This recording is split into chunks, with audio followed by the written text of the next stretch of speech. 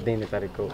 So ನೋಡ್ಬ ಇದ್ರ ಬಗ್ಗೆ ನಾವು ಪ್ರತಿನಿತ್ಯ ಏನು ಮಾತಾಡಿದರೂ ಕೂಡ ಒಂದು ವಿಷಯ ಏನಂತಂದರೆ, ನಾನು ಸಂಡೂರು ಉಪಚುನಾವಣೆಯಲ್ಲಿ ನಾನು ಭಾಳ ಸ್ಪಷ್ಟವಾಗಿ ಹೇಳಿದೆ, ಈ ಕಾಂಗ್ರೆಸ್ ಸರ್ಕಾರ ಬಂದಿದ್ದ ದಿವಸನೇ ಸನ್ಮಾನ್ಯ ಸಿದ್ದರಾಮಯ್ಯ ಅವರಿಗೆ, ಡಿ ಕೆ ಶಿವಕುಮಾರ್ ಅವರಿಗೆ ಇಬ್ಬರಿಗೂ ಕೂಡ 50-50 ಅನುಪಾತದಲ್ಲಿ ಅಧಿಕಾರ ಹಂಚಿಕೆಯನ್ನು ಒಪ್ಪಂದ ಮಾಡಿ ಅವ್ರನ್ನ ಕಳಿಸಿರುವಂಥದ್ದು.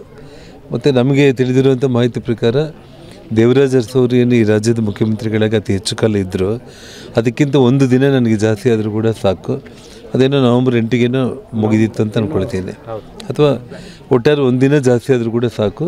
ಆ ಒಂದು ಇತಿಹಾಸ ನಿರ್ಮಾಣ ಮಾಡಿ ನಾನು ಕೆಲಸ ಬಿಡ್ತೀನಿ ಅಂಥೇಳಿ ಡಿ ಕೆ ಅವರಿಗೆ ಅವಕಾಶ ಮಾಡಿಕೊಡ್ತೀವಿ ಅಂಥೇಳಿ ಹೈಕಮಾಂಡಲ್ಲಿ ಮಾತಾಡಿದ್ದಾರೆ ಅಂಥೇಳಿ ಭಾಳಷ್ಟು ಮಂದಿ ಕಾಂಗ್ರೆಸ್ ಸ್ನೇಹಿತರು ನಮ್ಮ ಜೊತೆ ಕ್ಲೋಸ್ ಆಗಿರುವಂಥವರು ಈ ವಿಷಯ ತಿಳಿಸ್ತಾ ಇರ್ತಾರೆ. ಸೊ ನೋಡೋಣ ಏನಾಗುತ್ತೆ ಮಾಡ್ತಿದ್ದಾರೆ, ಸ್ಯಾಂಡ್ ಮಾಫಿಯಾ ಇದೆ ಅಂತ ಹೇಳಿ ಸ್ವತಃ CM ಜೊತೆಗಿರೋರು ಸರ್ ಪತ್ರ ಬರೋದು ಇವತ್ತಿಗೆ 22 ದಿನ ಆಯ್ತು ಸರ್, ಇದುವರೆಗೂ ಒಬ್ಬರ ಮೇಲೆ ಆ್ಯಕ್ಷನ್ ಆಗಿಲ್ಲ ಸರ್.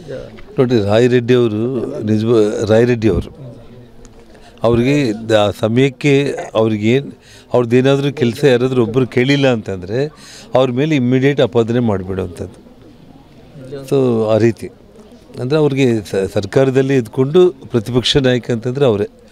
ಸೊ ಹಾಗಾಗಿ ಅವ್ರಿಗಂದರೆ ಅವ್ರ ಕಾನ್ಸ್ಟಿಟ್ಯೂನ್ಸಿನಲ್ಲಿ ಇಡೀ ಕೊಪ್ಪಳ ಜಿಲ್ಲೆಯಲ್ಲಿ ನಮ್ಮೆಲ್ಲರಿಗಿಂತ ಕೂಡ 10ರಷ್ಟು ಹಣ ತಗೊಂಡೋಗಿ ಡೆವಲಪ್ಮೆಂಟ್ ಮಾಡ್ಕೊತಾ ಇದ್ದಾರೆ.